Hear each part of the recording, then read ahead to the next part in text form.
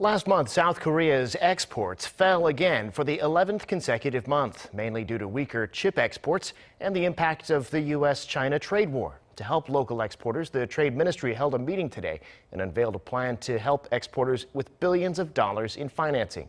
Yoon Jung-min has the details. Concerns are growing as South Korea's exports fell again in October for the 11th straight month amid slowing global trade.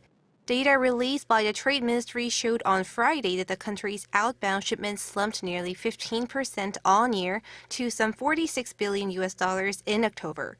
That's the biggest on-year decline this year. Semiconductor shipments have fallen 32%, while petroleum goods were down 23%. However, exports of ships went up 26%. Computer and biohealth product shipments also increased nearly 8% in October. The ministry attributed the fall in exports to sluggish semiconductor demand and the impact of the ongoing trade spat between the U.S. and China.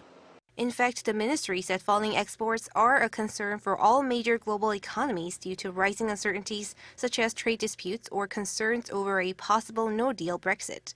The ministry, however, said Japan's recent export restrictions on South Korea have so far had a limited impact on Seoul. Imports also dropped around 15% on-year in October to some $41 billion. With imports and exports both declining, the country posted a trade surplus of some $5.4 billion.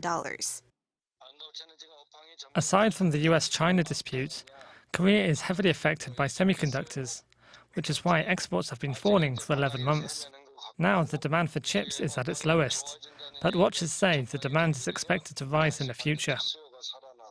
On the same day, the Ministry of Trade, Industry and Energy held a meeting with trade and industry groups to discuss export conditions.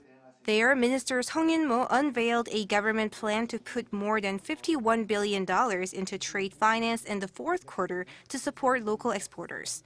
The ministry also promised to support overseas marketing and invest more than $257 billion in the future industries, including chips, biohealth, and future cars.